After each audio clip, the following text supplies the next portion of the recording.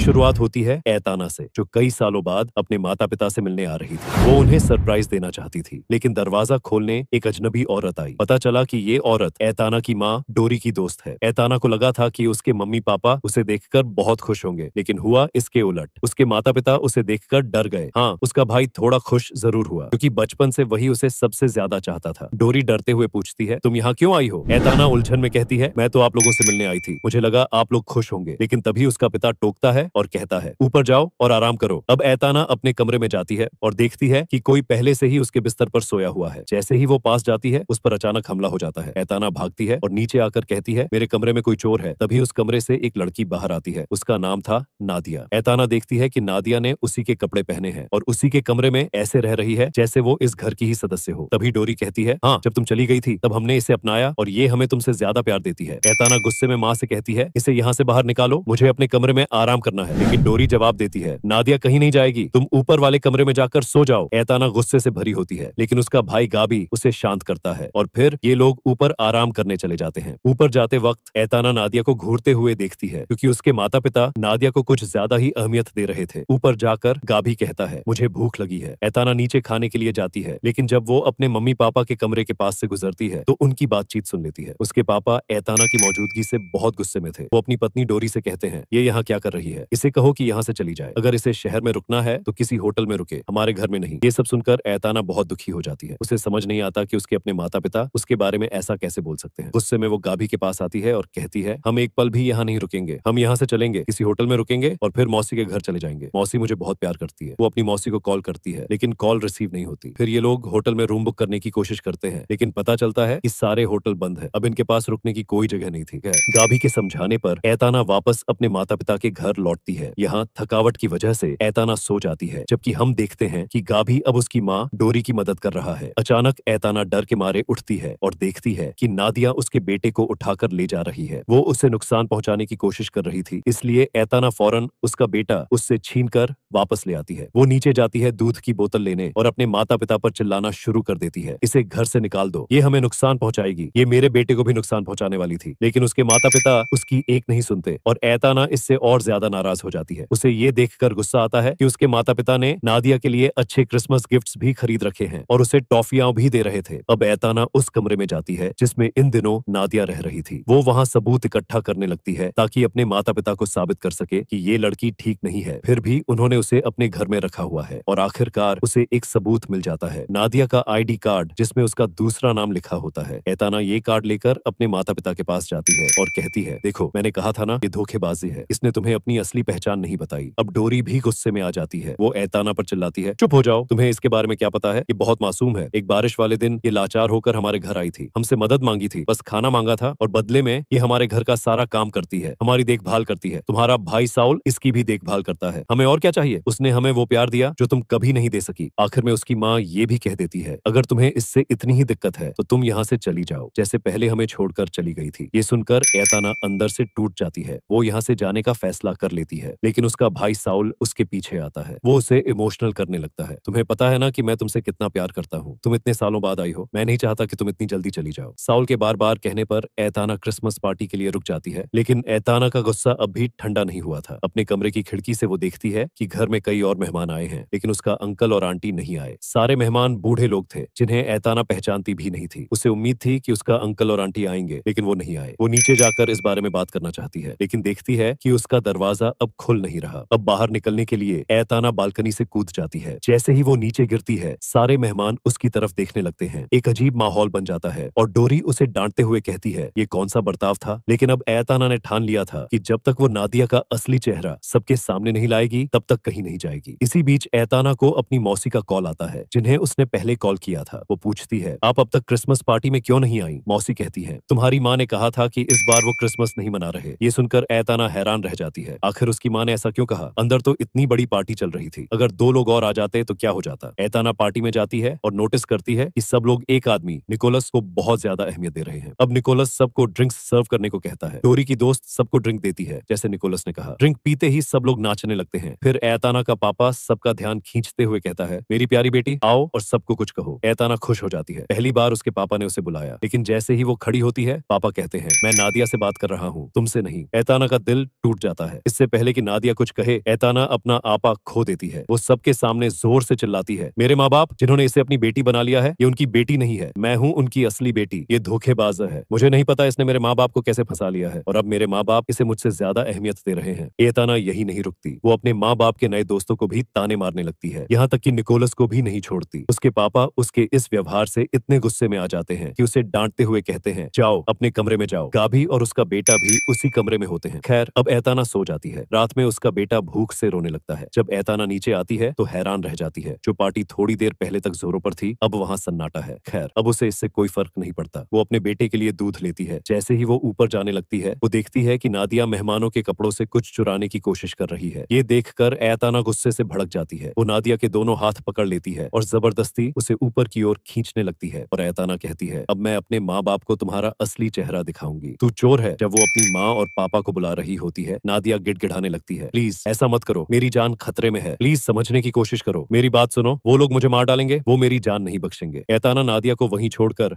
अपने माँ बाप के कमरे की तरफ जाती है। वो वहां जाकर चौंक जाती है। कमरे में अजीब तरह की चीजें रखी होती हैं जो किसी रिचुअल का हिस्सा लग रही थीं। इसी दौरान एताना देखती है कि सभी लोग अब नादिया को ढूंढ रहे हैं। वो फौरन नादिया को लेकर एक अलमारी में छुप जाती है। वो उसके मुंह पर हाथ रख देती है ताकि उसकी आवाज बाहर न जाए। नादिया उसे बताती है, ये सारे लोग मुझे मारने के लिए ढूंढ रहे हैं, मैंने कुछ नहीं किया, लेकिन मुझे पता है कि ये सब निकोलस के कहने पर हो रहा है। अब बात एक इंसान की जान की थी। एताना वादा करती है, मैं किसी भी हाल में तुम्हारी जान नहीं जाने दूंगी। इसी दौरान उसे अपने बेटे के रोने की आवाज सुनाई देती है। डरते डरते वो कमरे से बाहर आती है, लेकिन वो अपने बेटे को कहीं नहीं देखती। वो पूरे घर और गार्डन में ढूंढती है, लेकिन तभी कोई उसे पीछे से मारता है और वो बेहोश हो जाती है। कुछ देर बाद जब उसे होश आता है तो देखती है कि उसके हाथ पैर बंधे हुए हैं और उसके सामने पार्टी के सारे मेहमान खड़े हैं। अब निकोलस उसके पास आता है और उसका चेहरा पकड़कर कहता है, जो यहाँ हो रहा है उसमें तुम दखल नहीं दोगी। हम सब एक कल्ट के मेंबर हैं जिसका लीडर मैं हूँ। मैं शैतान की पूजा करता हूँ और शैतान हमें वो ताकत देता है जिससे हम कुछ भी कर सकते हैं, और आज शैतान की ताकत से हम तुम्हारे भाई को ठीक करने जा रहे हैं, लेकिन इसके लिए एक सैक्रिफाइस देना होगा। ऐसे इंसान की बलि जो तुम्हारे माँ बाप ने गोद लिया और जिसे उन्होंने अपनी सगी बेटी से भी ज्यादा प्यार दिया, इसीलिए उन्होंने नादिया को गोद लिया और तुमसे ज्यादा उससे प्यार किया। आज हम उसकी बलि देकर तुम्हारे भाई को ठीक करेंगे। एताना जोर से चिल्लाती है, तुम लोग इतने बेरहम कैसे हो सकते हो? तुम एक इंसान को मार डालोगे, मैं तुम्हें उसका ठिकाना नहीं बताऊंगी। तब निकोलस कहता है, अगर तुमने नादिया का ठिकाना नहीं बताया तो हम तुम्हारे बेटे को भी सैक्रिफाइस कर सकते हैं, क्योंकि तुमने उसे भी गोद लिया है और अपने बच्चे जैसा प्यार दिया है। एताना डर जाती है और अपने बेटे को बचाने के लिए वो नादिया का छुपने का ठिकाना बता देती है। अब ये लोग नादिया को घसीटते हुए वहां लाते हैं और एताना की आंखों के सामने उसकी गर्दन काटकर बलि दे दी जाती है। इसके बाद नादिया के खून से ये लोग एक रिचुअल करते हैं और उसका खून लेकर उसके भाई साउल को नहलाते हैं। एताना ये सब देख नहीं पाती और बेहोश हो जाती है। जब सुबह उसे होश आता है तो वो अपने बिस्तर पर होती है। सब कुछ नॉर्मल लग रहा होता है। जब वो नीचे आती है तो उसे वहाँ वे लोग नहीं दिखते जो कल पार्टी में आए थे, और आज उसके अंकल और आंटी घर पर मौजूद थे। सभी लोग पहले की तरह खुश लग रहे थे। एताना सोचने लगती है कि शायद जो कुछ भी उसने देखा था वो कोई सपना था या उसका वहम, क्योंकि अब उसे वो चीजें भी ठीक से याद नहीं आ रही, जैसे किसी ने उसकी याददाश्त मिटा दी हो। अब उसके माँ बाप भी उसके साथ अच्छा व्यवहार कर रहे थे, कल की तरह अजीब बर्ताव नहीं था। वो देखती है कि उसके पापा और अंकल मिलकर खाना बना रहे हैं। वो हैरान होती है कि सब कुछ इतनी जल्दी कैसे बदल गया। अपना शक दूर करने के लिए वो बाहर गार्डन में जाती है। वहाँ की पूरी सेटिंग रात से बिल्कुल अलग होती है। वो मान लेती है कि जो कुछ हुआ वो सिर्फ एक सपना था, लेकिन जैसे ही वो वापस अंदर आती है उसकी सोच पूरी तरह बदल जाती है जब वो देखती है कि उसका भाई अब अपने पैरों पर चल रहा है। यानी सच में एताना के माँ बाप ने नादिया की बलि दी थी, जिसकी वजह से उसका भाई अब चलने फिरने लायक हो गया। अब एताना सबको बताती है कि नादिया एक चोर थी और वो चोरी करके भाग गई, और अब उसके पास ऐसा कोई सबूत नहीं था जिससे वो सच्चाई साबित कर सके। अब वो चुप हो जाती है क्योंकि उसका भाई एक नई जिंदगी पा चुका था। और बस इन सब दृश्यों के साथ ये फिल्म यहीं खत्म हो जाती है।